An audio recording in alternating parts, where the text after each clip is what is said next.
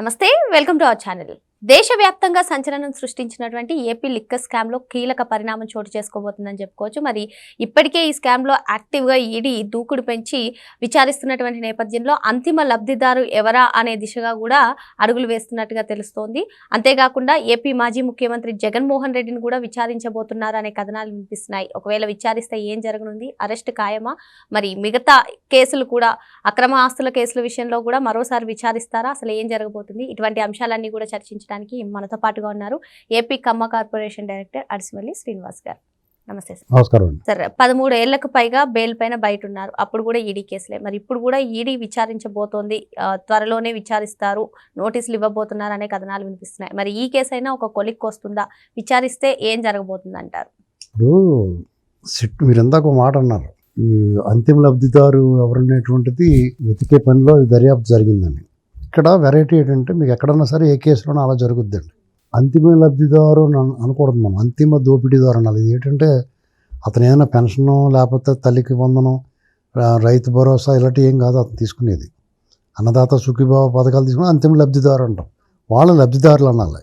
ఇలాంటి వాళ్ళు అందరినీ దోపిడీదారులు అనాలి. అంతిమ దోపిడీదారుడు, వీళ్ళకి అంతిమ దోపిడీదారుడు ఎవడో, దీని రింగ్ మాస్టర్ కింగ్ పిన్ ఎవరో అందరికీ తెలుసండి. అంటే మీకు మ్యాథమెటిక్స్లో ఒక సబ్జెక్ట్ ఉంటుంది, ఎనాలిసిస్ అని. అది మీకు మ్యాథమెటిక్స్ మెయిన్ సబ్జెక్ట్గా తీసుకున్న వాళ్ళకి ఉంటుంది. అందులో థియరమ్స్ ఉంటాయి. థియరంలో సొల్యూషన్ ముందే దాని ఆన్సర్ ఫస్టే ఇచ్చేస్తాడు. దాన్ని ఎలా వచ్చింది డెరైవ్ చేయాలి. అర్థమైందండి?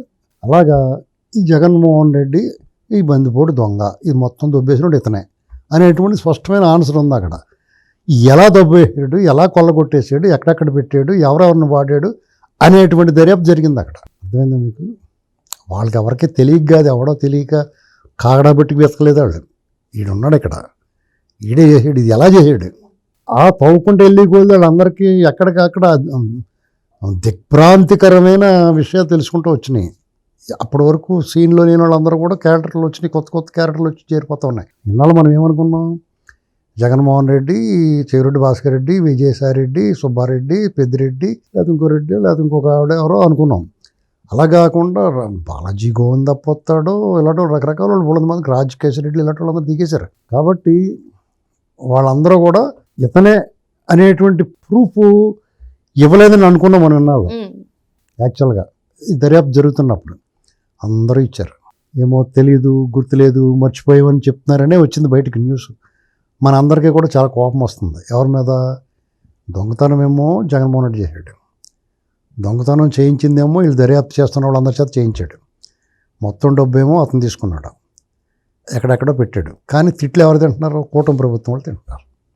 ఏంటి ఇంకా పట్టుకోలేకపోరు, వీళ్ళని అరెస్ట్ చేయట్లేదు, వీళ్ళు చేతకాని వాళ్ళు దద్దమ్మలో తిట్టేస్తున్నారు కదా, డైరెక్ట్ తిట్టేస్తున్నారు. ప్రేమాగ్రహం అది, కోపం మీద. అంటే ఇంకా ఏం చేయట్లేదు అంటే కోపం పెరిగిపోతుంది అందరిలో.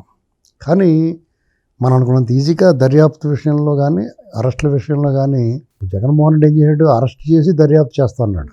అక్కడ ఏమి లేకపోయేటప్పటికి అబాస్ పాలైపోయాడు. ఇక్కడ చేయొచ్చు అలాగా, ఇతను అరెస్ట్ చేసి దర్యాప్తు చేయొచ్చు. కానీ ఎంతో కొంత సందేహం ఉంటుంది పబ్లిక్లో. అరెస్ట్ చేశారు కాబట్టి, అతను దోషిగా ముందే నిర్ధారణ చేశారు కాబట్టి, ఆ వైపుగా దర్యాప్తు సాగింది కాబట్టి అతను ప్రూవ్ అయ్యాడు, అతనికి అన్యాయం జరిగింది అనేటువంటి భావం ఎంతో కొంతమంది ఉంటుంది. అంత పారదర్శకంగా ఉండదు అది. దానికంటే కూడా ఇతను ఎవడో తెలిసిపోయింది. దానికి ఆధారాలు, సాంకేతికపరమైనవి, అన్ని రకాల ఆధారాలతో సహా అతన్ని దోషిగా నిలబెట్టాలి. ఆ క్రమంలో వాళ్ళు ఒక్కొక్కళ్ళు చేసుకుంటూ వస్తుంటే, రాజకేశ్వర రెడ్డి దగ్గర మొదలు పెడితే ఆ నాగేశ్వర రెడ్డి, మళ్ళీ అతని పిఏ వరకు కూడా చాలా పర్ఫెక్ట్గా, పగడ్బందీగా, పద్ధతిగా వెళ్ళిందంతా. ఒక్కొక్కరిని గెలిగితే ఒక్కొక్క విషయం ఇంకొకటి వచ్చాడు సీన్లోకి. అది ఎక్కడ డబ్బులు పెట్టారు, ఎంత చేశారు, ఎలా చేశారు, మొత్తం స్టోరీ వచ్చింది. అంటే వాళ్ళకి తెలియని విషయాలు కూడా బయటకు వచ్చినాయి. అన్ని చోట్ల కూడా ఇతని పేరు వినపడింది. ఆల్రెడీ ఛార్జ్ షీట్లో కూడా పేరు పెట్టించారు. ఫైనల్గా సజ్జల రామకృష్ణారెడ్డి పేరు కూడా వినపడింది. అన్ని చోట్ల కూడా జగన్మోహన్ రెడ్డి మూలకారకుడు, కింగ్ పిన్ అనేటువంటిది వచ్చింది. కాబట్టి అతను అరెస్టు. ఈ లోపల ఈడీకి కూడా వాళ్ళు ఇన్ఫార్మ్ చేశారు, ఇందులో మనీ లాండరింగ్ ఉంది. ఎప్పుడైతే హ్యూజ్ మనీ ఇందులో ఇన్వాల్వ్ అయ్యి ఉందో డెఫినెట్గా ఈడీ ఎంటర్ అవుద్ది. ఈడీ ఎంటర్ అయిన తర్వాత ఈడీ దర్యాప్తు కూడా ప్యారలల్గా సాగుతుంది. ఈ అనేక రాష్ట్రాల్లో దర్యాప్తు చేస్తూ ఉన్నారు, అనేక చోట్ల సోదాలు చేస్తూ ఉన్నారు. చాలా విలువైన సమాచారం సేకరించారు. అన్ని చోట్ల కూడా ఇతనే దోషి అని చెప్పేసి ఇతని వైపు చూపిస్తున్నాయి దారులన్నీ. కాబట్టి డెఫినెట్గా నోటీస్ ఇస్తారు, విచారణ చేస్తారు. అది ఒకరోజు చేస్తారా, 2 రోజులు చేస్తారా, 3 రోజులు చేస్తారో ఆఖరి రోజుని మేము అరెస్ట్ చేస్తున్నామని చెప్తారు. గ్లాస్ నీళ్ళు మంచిగా ఇచ్చి తాగినచ్చి అప్పుడు చెప్తారు. మీకు ఎమ్మెల్యేల సినిమాలో వెనకాల బరిన ఒక కవిత చెప్తానంటాడు. కవిత విని ముందు నీళ్ళు తీసి చేత్తో పట్టుకుంటాడు, ఆడు మోర్చిపోతే ముఖం మీద జల్లడానికి. అలాగే వీళ్ళు ఒక గ్లాసు నీళ్ళు ఇచ్చి చెప్తారన్నమాట, మిమ్మల్ని అరెస్ట్ చేస్తాం. ఈ లోపల కొన్ని తోకలేని కోతులు రోడ్ల మీదకి రావడానికి ట్రై చేస్తారు.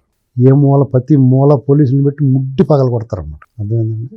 చేత లా అండ్ ఆర్డర్ ప్రాబ్లం కూడా ఉంటుంది. ఎందుకంటే ఈ యాంటీ సోషల్ ఎలిమెంట్స్ కదా, వాళ్ళు కాపాడుకోవడానికి మేము తప్పు చేయలేదు నిరూపించుకునే అవకాశం ఉండదు వాళ్ళకి, ఎందుకంటే తప్పు చేశారు కాబట్టి.